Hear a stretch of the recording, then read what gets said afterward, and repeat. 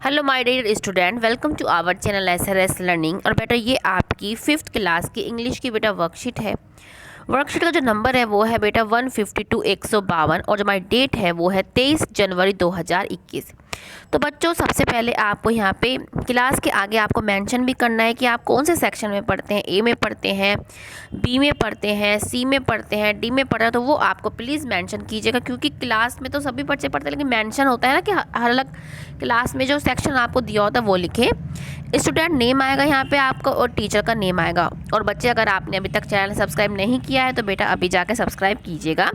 चलते हैं वर्कशीट पे कि 23 जनवरी 1897, 23 जनवरी 1897 a hero was born with a dream for the free India. कि एक हीरो का जन्म हुआ जो जिसका सपना था कि वो इंडिया को क्या है, फ्री करवाए, आज़ाद करवाए। One individual may die for an idea, but that idea will after his death incarnate itself in 1,000 life। कि ये जो है सुभाष चंद्र बोस ने कहा था कि एक आइडिया के लिए एक इंसान मरता है लेकिन उसका आइडिया क्या है, सब लोगों के 1000 लाइफ में क्या है, जीवित रहता है एक अवतार के लिए। ठीक है, अवतार की तरह। तो ये उन्होंने क्या है, एक कोट दी थी। अब कहते हैं कि do you know today is 23 January a day celebrated to mark the birth of Subhash Chandra Bose. के आज जो है सुभाष चंद्र बोस का जन्मदिन है और आज हम क्या है इस डे को मनाते हैं।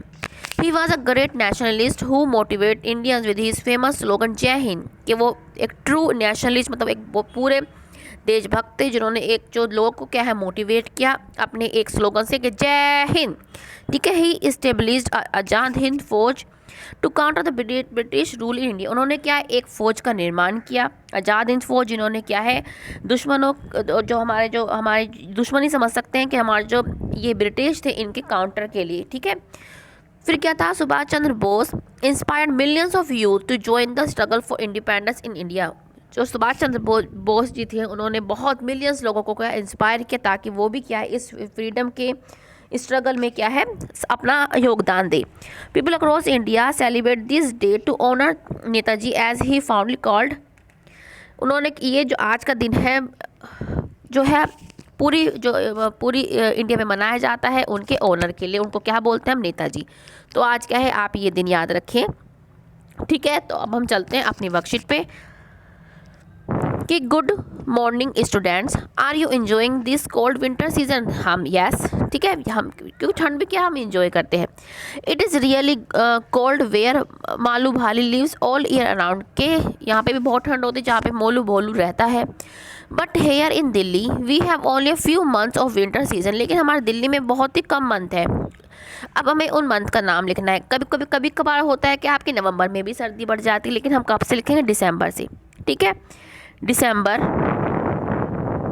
अधिकतर दिसंबर में ज़्यादा होती है। दिसंबर, जनवरी जैसे चल रहा है ये अब बहुत ठंड पड़ रही है इसकी।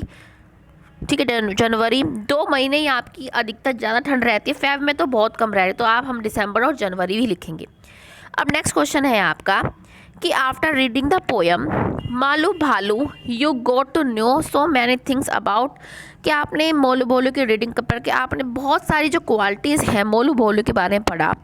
Choose and right the appropriate qualities of Molu Bholu from the hint box. अब आपको क्या है एक एप्रोप्रिएट आपको उसकी क्वालिटी के बारे में बताना है जो उसको डिस्क्राइब कर रहा है। ठीक है, तो क्या है वो क्लेवर था, बिल्कुल सही क्लेवर था वो थी वो।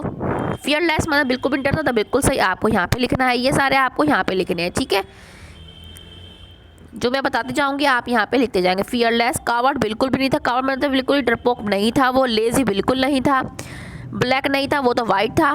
लवेबल, हाँ वो बहुत ही प्यारा था, हम क्या लिख देंगे, लवेबल, बहुत ही प्यारा है वो। एडवांटेजेस मतलब हाँ नई नई चीज़ें करता है वो, एडवांटेजेस यहाँ पे आपको लिखना है। क्यूरियस लिखना है आपको, क्योंकि यहाँ पे जगह छोटी है इसलिए मैं जो आपको बताई जा रही हूँ यहाँ पे आपको लिखना है क्यूरियस लिखना है।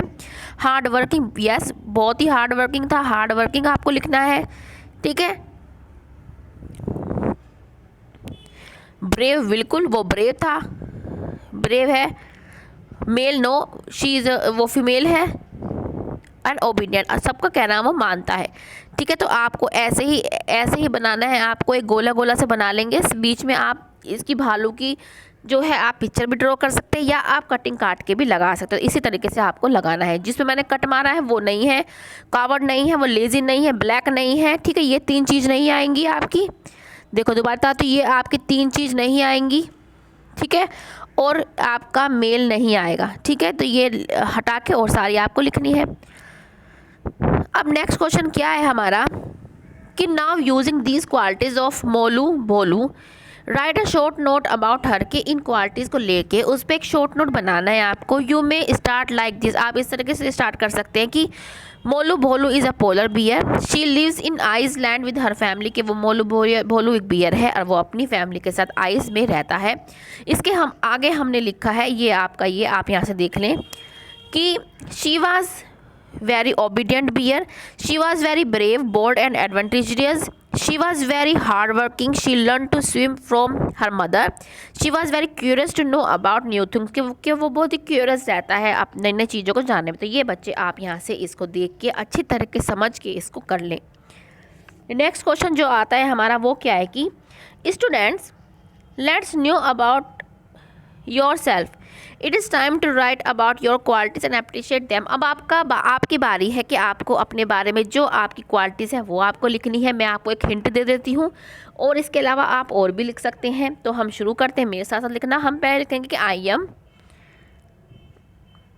एम वेरी ओबीडिएंट, ठीक है। आई एम हार्ड वर्किंग, मैं हार्ड वर्किंग हूँ।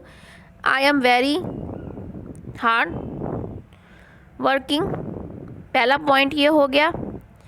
दूसरा क्या आ गया, आई एम ओबीडियंट